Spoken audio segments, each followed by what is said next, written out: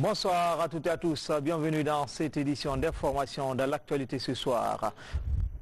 Plus de 12 km de voies urbaines pour la commune urbaine de Lula. Une mission d'évaluation du ministère des Travaux publics était récemment sur place pour évaluer l'état d'avancement des travaux.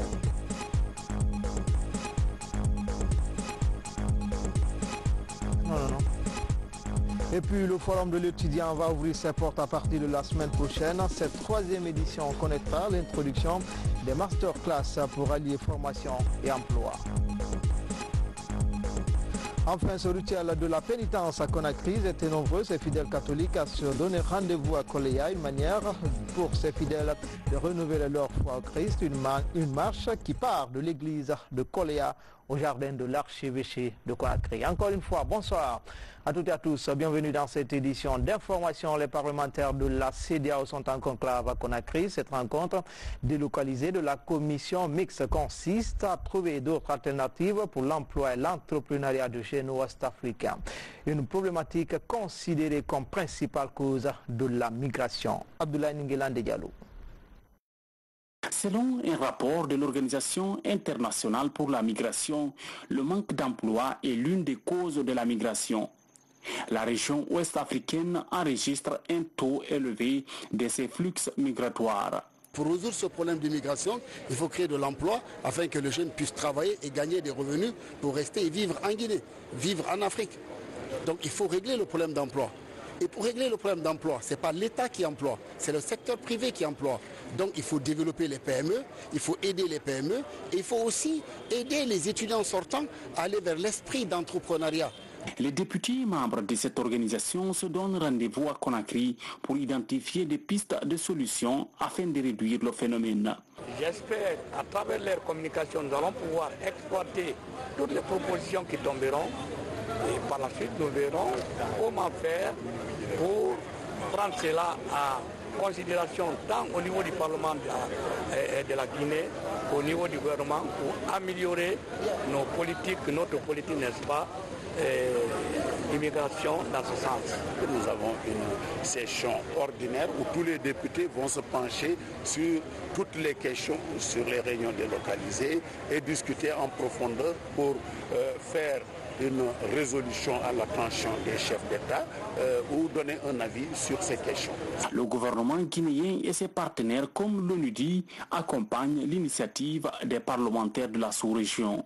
Dans cette perspective, le ministère de la Coopération et de l'Intégration africaine, conformément à l'objectif 8 des objectifs de développement durable, s'engage à vos côtés pour aider à la mobilisation de ressources auprès des partenaires techniques et financiers en vue du financement des projets et programmes en faveur de l'emploi, de l'entrepreneuriat des jeunes et des femmes.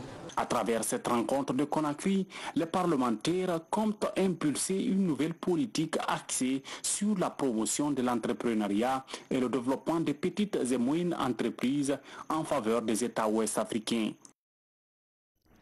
Concertation des acteurs impliqués dans le processus de consolidation de la paix au palais de la Colombe de Boulbiné, siège de la primature, la sécurité et le développement au cœur des débats. Cette rencontre a connu la participation du conseiller paix du Fonds des Nations Unies et le cabinet du Premier ministre. Compte rendu, Hadi Kamara.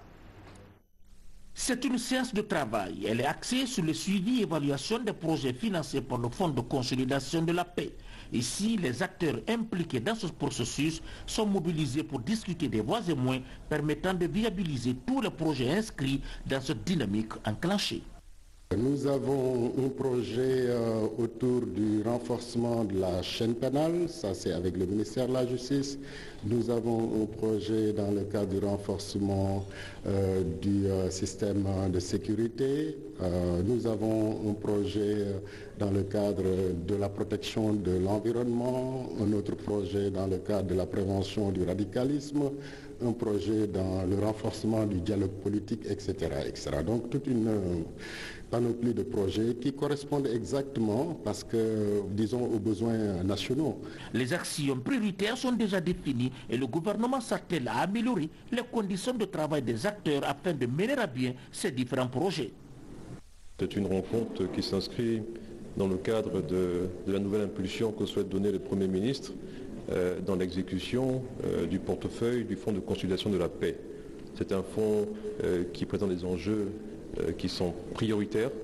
Il est très important en tant que Premier ministre chef du gouvernement qu'il veille à ce que les mécanismes de mise en œuvre des suivis et évaluations puissent réellement être effectifs et opérationnels. L'engagement est pris à tous les niveaux et le plan d'action mis en place tient compte de toutes les préoccupations allant dans le sens de la consolidation de la paix en Guinée. Comme annoncé dans les titres, une mission d'évaluation des chantiers routiers du ministère des Travaux publics était récemment à Lola, quelques mois après le lancement des travaux de bitumage de plus de 12 km de voirie. Les travaux avancent à grands pas. Les 12 quartiers du centre-ville seront bientôt bitumés. C'est une première dans cette préfecture. Ansoumani Toumani Kamara, Ousmane Ouatsissé. Dans les 12 quartiers du centre-ville de Lola, l'État guinéen a engagé la construction de 12 km et demi de la voirie urbaine. C'est au compte d'un vaste programme de modernisation des villes du pays. Quelques mois après le démarrage des travaux, une mission du ministère des TP est venue faire le constat sur l'état d'avancement du bitumage de la voirie de Lola. À la date d'aujourd'hui, nous avons déjà dégagé 15 km 700 mètres et nous avons fini le rechargement sur 4000 mètres linéaires.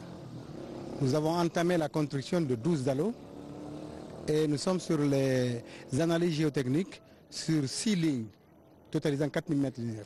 Il reste à faire 8 km 500, mais on a divisé les 12 km 500 en 3 tranches. La première priorité, c'est sur 4 km.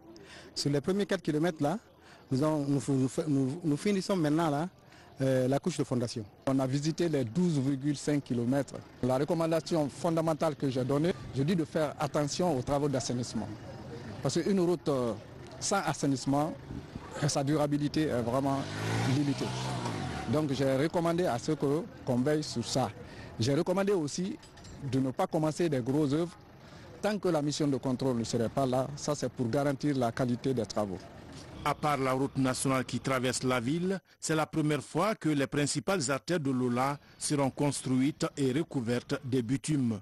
La population est tout entière très contente de ces travaux que le président a bien voulu orienter vers notre communauté. Et nous disons merci à ce régime qui aujourd'hui prône le développement et le progrès. Pour tous. En plus du bitumage de sa voirie, la commune urbaine de Lola bénéficie également d'autres projets, notamment l'adduction d'eau potable, l'électrification, la construction d'un palais de justice et des infrastructures modernes pour la jeunesse. De l'autre côté, les travaux sont beaucoup avancés dans la construction de la route inter-État Lola-Danané via la frontière ivoirienne. Une route de 35 km financée par la Banque africaine de développement et dont une partie des riverains attend toujours son indemnisation. Vers la création des aires protégées pour les chimpanzés dans le Haut-Bafing. Pour y parvenir, les acteurs impliqués dans cette protection sont en conclave à l'abri. Ils explorent les possibilités de mettre à l'abri du braconnage et des feux de brousse ces espèces en voie de disparition. Les images de Sarafdine Diallo sont commentées par Alphaïsia Gaba. Bientôt, un parc national des chimpanzés dans le Moyen-Bafing. C'est dans le cadre de la protection de ces mammifères menacés de disparition. Des experts du service pour le suivi et évaluation des aires protégées de Côte d'Ivoire forment actuellement à la baie des gestionnaires de la forêt classée des Ziama et d'autres cadres impliqués dans la protection des animaux sauvages. L'atelier que nous venons de suivre, c'est un atelier d'échange.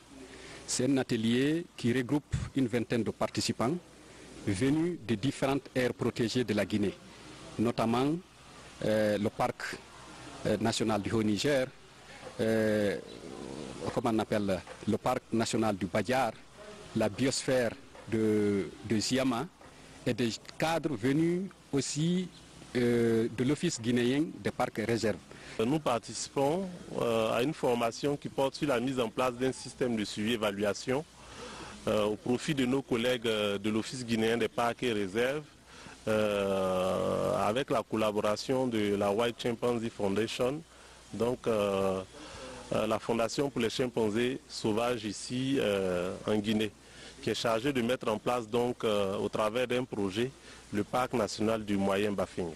L'objectif de la rencontre est de renforcer les capacités techniques et opérationnelles de ces cadres de l'Office guinéen des parcs et réservoirs. Ça peut nous permettre à l'avenir non seulement de planifier beaucoup d'autres activités et suivre aussi les activités, quelles activités faites, qu'est-ce qui n'est pas fait.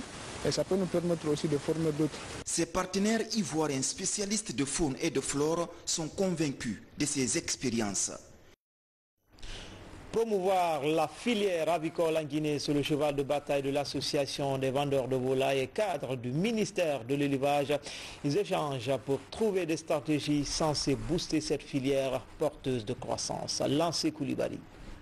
Booster la filière avicole en Guinée en facilitant l'accès des populations à la viande de qualité et à moindre coût. C'est l'objectif de l'association des vendeurs de la viande de volaille.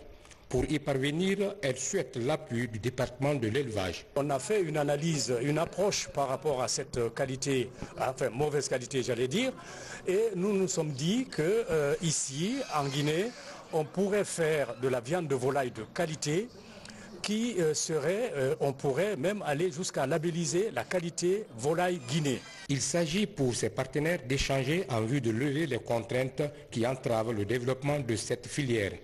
L'initiative répond aux préoccupations du gouvernement. On a remarqué qu'il y a beaucoup d'importations de poulet de chair, presque 34 000 tonnes par an. Et la volonté affichée du président de la République est là pour pouvoir arrêter cette importation. La promotion de l'aviculture devra permettre de combler le déficit en protéines animales et attirer plus d'acteurs dans cette filière porteuse de croissance. Dans l'actualité également, fin des audiences criminelles à Boké après plusieurs jours de débats contradictoires entre les parties au procès. Le tribunal de première instance a rendu sa sentence dans 13 cas de crimes commis dans la région. Thierno Younoussaba, de retour de Boké. Le tribunal de première instance de Boké a rendu sa décision dans 13 infractions criminelles. Au terme de plusieurs audiences, des peines de réclusion criminelle sont prononcées contre des personnes retenues coupables, entre autres des faits d'assassinat. Un procès qui a tout son sens dans la lutte contre l'impunité. Le dossier phare est celui qui a compris le meurtre d'un policier. Évidemment, un dossier phare parce que ce policier était dans l'exercice de ses fonctions. Les bandits qu'il était en train de rechercher avaient subitement, n'est-ce pas, tiré à bout portant sur ce policier qui avait trouvé la mort sur place. C'est à leur égard, puisqu'il n'y avait eu qu'un qui avait été appréhendé. Les autres qui étaient en cavale, c'est eux qui avaient été condamnés à la réclusion criminelle à perpétuité. Et il faut retenir que le mandat d'arrêt avait été prononcé contre eux à l'audience. Avec de telles avancées, la justice rassure les justiciables.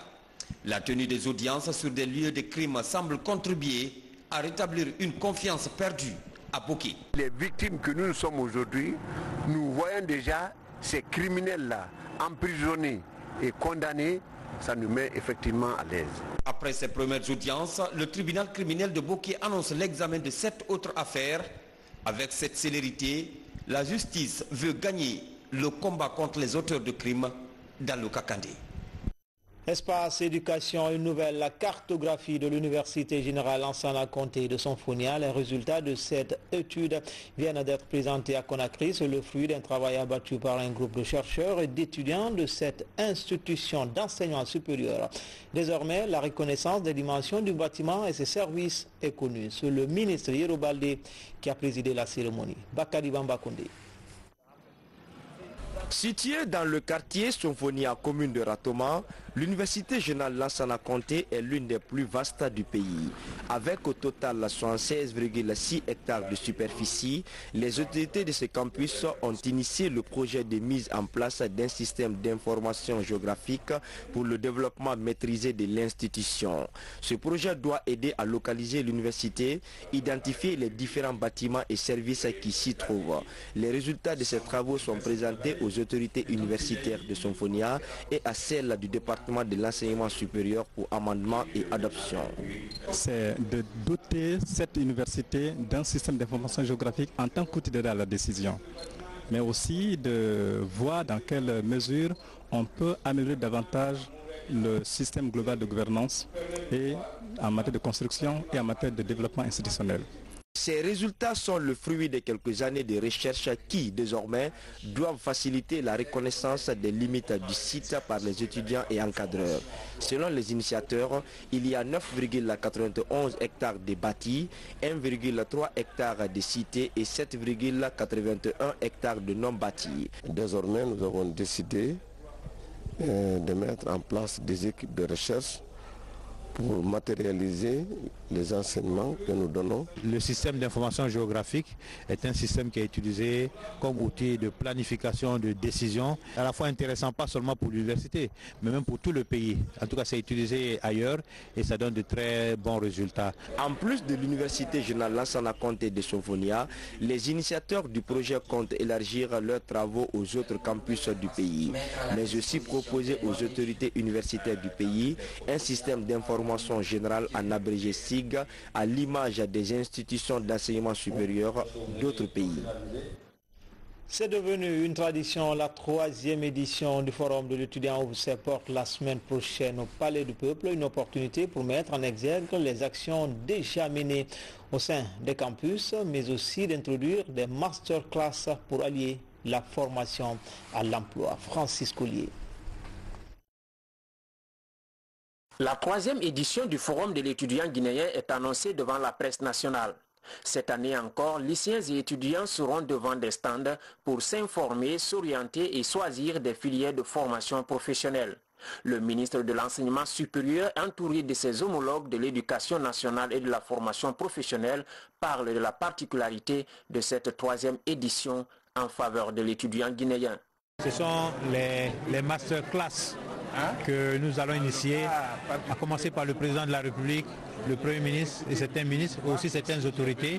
Et nous avons comme invité d'honneur aussi un député américain de la circonscription de New York qui sera là et qui a des origines guinéennes également. Donc il y a ces éléments qui sont pris en compte. Une prise de conscience naît chez les étudiants quant à l'inadéquation de la formation à l'emploi. Ils l'ont traduit à travers une série de dialogues sur scène. La formation professionnelle semble attirer la convoitise de plusieurs étudiants et les universités privées n'entendent pas se faire compter l'événement du FEG prévu les 17, 18 et 19 avril prochains. Ce forum-là a permis quand même de sensibiliser les gens, de conscientiser les jeunes pour qu'ils s'orientent dans les filières de formation professionnelle. Parce qu'ils commencent à comprendre aujourd'hui que la formation professionnelle est la porte ouverte sur l'emploi. Un étudiant qui n'est pas bien orienté, même s'il déploie un effort herculien, il ne peut pas y aboutir. C'est pour toutes ces raisons qu'il faut vraiment accompagner ce forum afin que vraiment les objectifs assignés à ce forum soient vraiment atteints. Le Forum de l'étudiant guinéen édition 2019 est un espace de création de contacts entre étudiants et entreprises de la place d'une part et d'autre part entre institutions d'enseignement supérieur et les bacheliers sur les filières de formation professionnalisant. Comment réglementer le secteur de la sécurité privée en Guinée? La question est au centre de réflexion des acteurs. Une étude prospective vient d'être lancée à Conakry. C'est une action du Centre du commerce international pour le développement. Explication, Bernard Tonguino. L'analyse prospective du secteur de la sécurité privée en Guinée, une nouvelle ambition du CECID, Centre de commerce international pour le développement. L'objectif de l'étude, professionnaliser et réglementer le secteur de la sécurité privée en vue d'en faire un élément participatif à l'économie nationale. Après tout constat sur le terrain, le contexte nous a révélé qu'il faut aussi s'asseoir et réfléchir sur des questions de sécurité privée parce que dans cette question de sécurité privée, vous avez l'enjeu de réglementation, vous avez un enjeu économique, vous avez un enjeu d'emploi, vous avez un enjeu financier derrière, vous avez un enjeu de sécurité. Plusieurs acteurs sont associés à la démarche, les cadres de la justice, de la sécurité publique, des sociétés de gardiennage et de surveillance. Je pense que nous qui sommes de la sécurité publique, ce serait un plus peut-être qu'une autre façon pour que la société civile contribue au développement de cette activité. Ça représente pour moi un grand souffle de soulagement parce que je vois dans cette étude vraiment des signaux qui vont réglementer notre secteur. À travers ce projet, le CECID entend corriger les insuffisances dont souffre le secteur. Il s'agit notamment de la floraison quotidienne des sociétés de gardiennage et de surveillance, la faible qualité de la prestation, le manque de réglementation et surtout le manque de statistiques fiables sur le nombre de sociétés de surveillance et de gardiennage opérant en Guinée. À moins de 2 semaines des 72 heures du livre, l'heure est au dernier réglage. Les amis et partenaires de cet événement qui célèbre le livre en Guinée se concertent pour cette 11e édition. Des surprises sont annoncées, comme nous l'explique Hassan Hilal Silla dans ce reportage. C'est une 11e édition résolument tournée vers le défi de faire de Conakry la capitale africaine du livre que la structure L'Harmattan Guinée s'apprête à organiser les 23, 24 et 25 avril 2019. Pour ce faire, les partenaires, ONG, acteurs de la chaîne du livre, élèves et étudiants se sont retrouvés pour définir le programme de l'événement de cette année. Le programme est enfin bouclé, chacun connaît ce qu'il doit faire. Et nous allons nous y mettre pour que le programme soit une réussite. Avec pour pays invité le Mali et ville invitée d'honneur Farana, les activités de cette 11e édition seront portées sur le thème livres et images.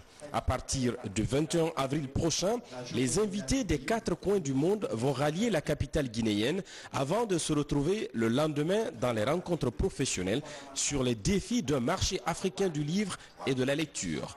L'événement phare de cette édition est la présentation du projet Conakry, capitale africaine du livre.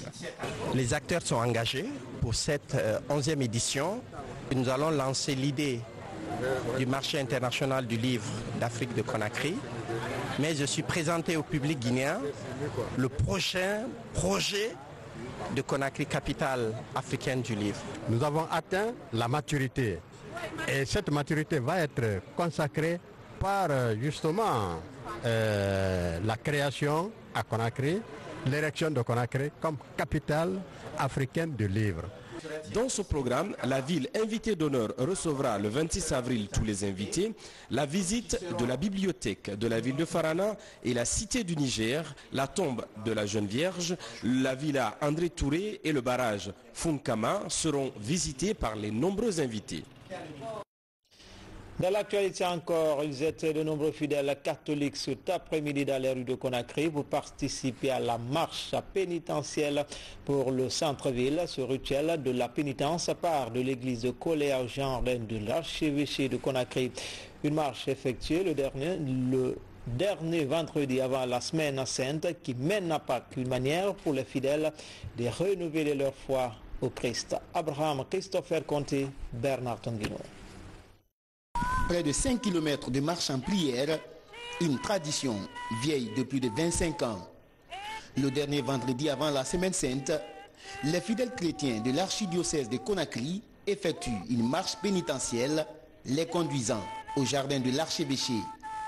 Au rythme des cantiques et du chapelet, cette procession est organisée pour imiter la souffrance du Christ pendant les 40 jours de pénitence dans le désert. De faire la marche avec le Christ, comme les autres paroisses le font, et nous dans la ville de Conakry, parce que cette année ils ont divisé en 2 parties. Il y a une partie qui effectue la marche entre Anta et Dapompa, ça c'est les douaniers de banlieue, et ceux de Bonfi et Kaloum font à partir de Saint-Michel jusqu'à l'archevêché. Plus qu'une tradition, le rendez-vous annuel Collé-Archevêché est devenu pour de nombreux fidèles chrétiens une obligation à observer pendant le carême. L'exercice est opportun pour formuler des intentions de prière. Pour tout, je rends grâce d'abord au Seigneur pour tous ses bienfaits. Je rends grâce pour la vie, pour la santé qu'il m'a offert aujourd'hui. Et je prie encore le Seigneur qu'il essaye encore de veiller sur moi, surtout le long de ma vie. Et pour moi, c'est à la recherche, n'est-ce pas, de mon salut. Et avant tout, je demande toute la grâce sur moi et sur ma famille ainsi que tous les autres amis qui n'ont pas pu effectuer ce déplacement. Cette année, ils étaient plus de 8000 fidèles venus des différentes paroisses à participer à cet événement religieux. La procession est clôturée par la célébration d'une messe présidée par Monseigneur Vincent Koulibaly, archevêque métropolitain de Conakry. Sport, football, c'est la toute première réunion du comité d'organisation de la CAN Guinée 2025 pour réussir cette fête de foot africain au pays de Chérif Souleymane. Le COCAN est déjà à pied d'œuvre, déjà ainsi un siège pour abriter les travaux du comité est obtenu. Et au cours de cette première rencontre, des initiatives ont été envisagées pour gagner le pari Guinée 2025. Abdelaziz Baldé. Un mois après la mise en place du COCAN 2025, le ministre des Sports, président de cette organisation, tient sa toute première réunion de prise de contact avec les membres du comité. L'initiative vise à multiplier les démarches pour le succès de cette compétition continentale prévue dans 7 ans. Dans l'urgence, un bâtiment R+2 est mis à la disposition du comité. Situé au cœur de Kaloum, le futur siège du COCAN est visité par les désormais locataires. Toute institution, lorsqu'elle est mise en place, se doit d'abord de réunir ses membres et de se pencher sur les grands axes liés à la mission qui lui est confiée. Il faut que le COCAN ait une personnalité forte et que celle-ci s'exprime à travers toutes les facettes qu'il convient de réunir en pareille circonstance. Et l'une d'elles, c'est un siège. Terminée sur une bonne Coupe d'Afrique des Nations à 24 équipes, cette structure compte tout mettre en œuvre pour être au rendez-vous de 2025. Je pense que c'est une mission difficile, mais extrêmement gratifiante, dont nous pourrons être fiers, je l'espère. En tout cas, nous allons tous œuvrer pour en être fiers et rendre notre pays extrêmement fier d'organiser une très belle Coupe d'Afrique des Nations. Dans les jours à venir, plusieurs rencontres sont prévues à Conakry et à l'intérieur du pays. L'idée, partager toutes les informations liées à l'organisation de la Coupe d'Afrique des Nations de 2025 avec tous les mordus du Curon. Et puis enfin, en plus bref, la Confédération africaine de football a procédé ce soir au tirage au sort des matchs de poule de la CAN Égypte 2020. La Guinée se retrouve dans la poule B en compagnie du Nigeria, de Madagascar et du Burundi. Cette compétition est prévue au mois de juin prochain au pays des pharaons. C'était tout pour cette édition d'information. Tout le plaisir a été pour moi de vous servir. À demain, même heure, même chaîne, avec toujours le même plaisir.